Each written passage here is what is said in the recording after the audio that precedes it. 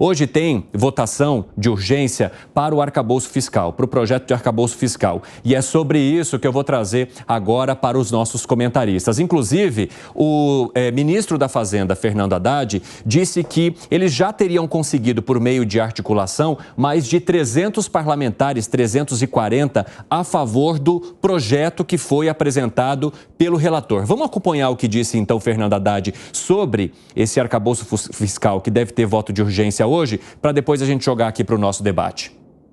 E eu entendo as pessoas que estão criticando o arcabouço, ou pelo lado mais conservador ou pelo lado mais progressista. Eu entendo.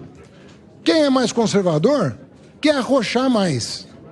Quem é mais progressista está preocupado com o Fundeb, está preocupado com o servidor público, está preocupado com o salário mínimo. Nós estamos buscando adensar as pessoas que sentam à mesa para dialogar e buscar uma alternativa.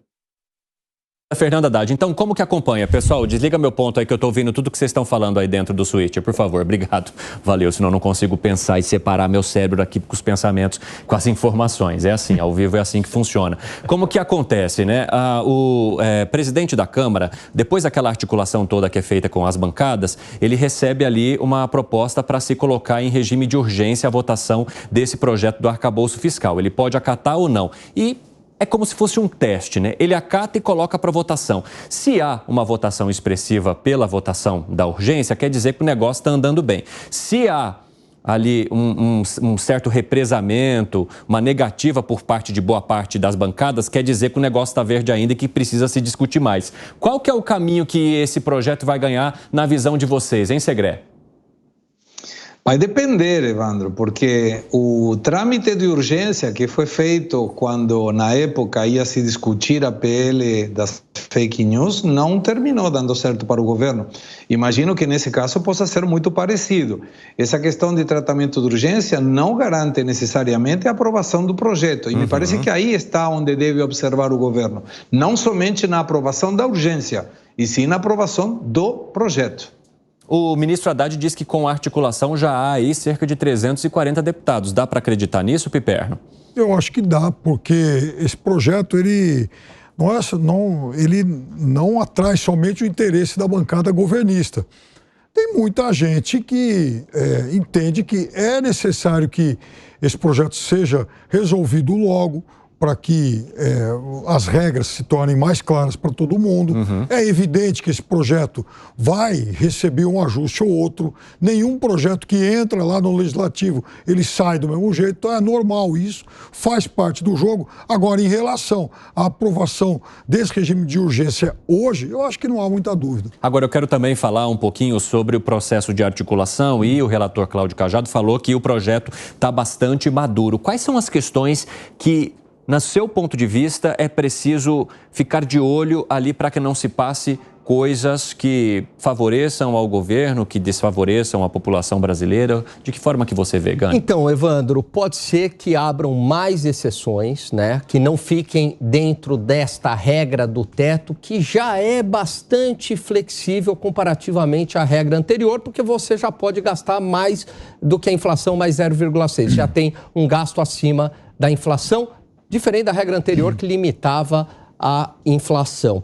Então, pode ser mais abrangente, mas principalmente, né, a grande questão é a possibilidade de crime de responsabilidade fiscal caso não se bata a meta de superávit primário. Isso poderia ser um aprimoramento por parte do Congresso Nacional e é claro que o governo PT está fazendo de tudo para que isso não entre no texto. O PT está fazendo de tudo para que isso não entre no texto, Piper? O governo Lula, em 8 anos, ele teve superávit fiscal em 7.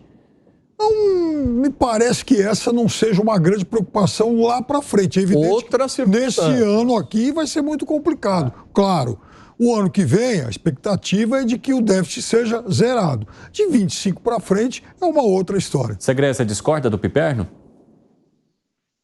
Discordo do Piperno, porque para esse ano a previsão, segundo o projeto, era 1% negativo, déficit fiscal de 1%, equilibrado no ano que vem, 0,5% superávit em 2025 0,1%, desculpa, em 2026. A dúvida é que, segundo todos os analistas, os amigos do Piperno, inclusive da Faria Limer, como ele disse, estão indicando que esse ano o déficit deve ser 1,5% e não terá equilíbrio no ano que vem. E se o governo não controla a despesa pública, não terá, mas nem de graça vai ser esse superávit, esse equilíbrio. Agora, uma questão também importante clarificar. Não é que se o governo não conseguir ter o que determina o projeto, ele automaticamente sofreria o impeachment pela responsabilidade fiscal. Ele tem que ter autorização do Congresso para poder passar a essa diferença de superávit para déficit ou déficit maior. 5h27 da tarde, o pessoal da rádio vai para um rápido intervalo. Você que nos ouve, espero vocês rapidamente, hein? Volte.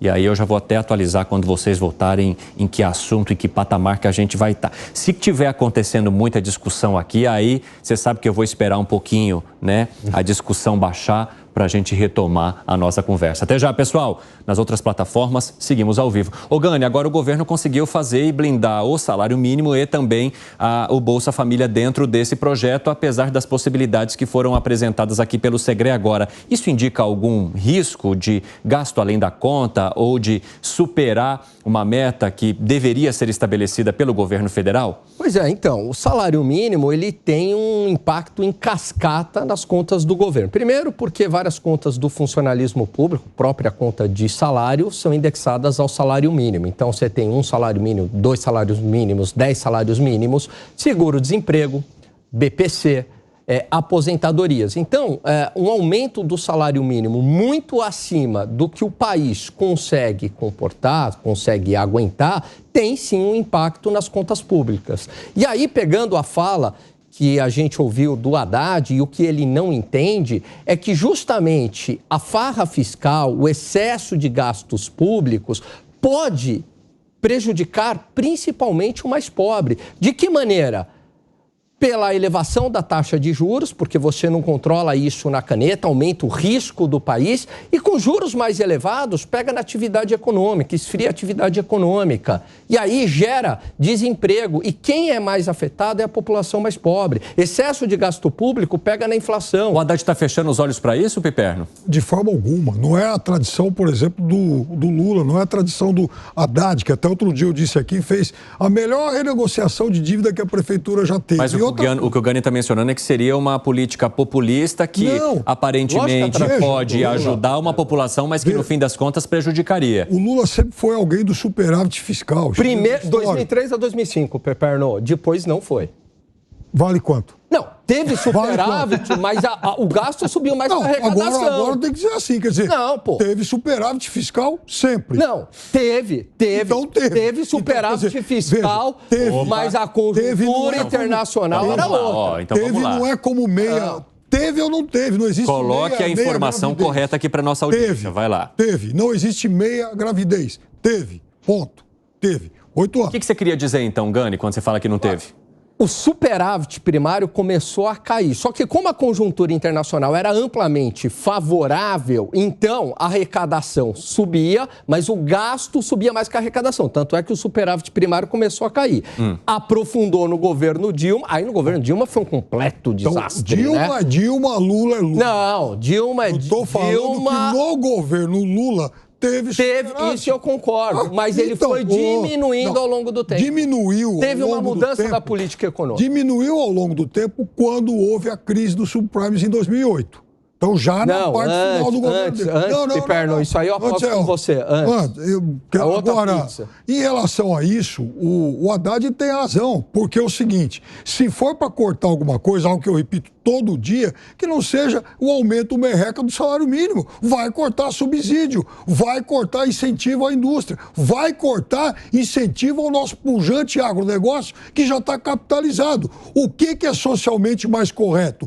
Cortar o incentivo do agronegócio capitalizado ou a merreca do salário mínimo?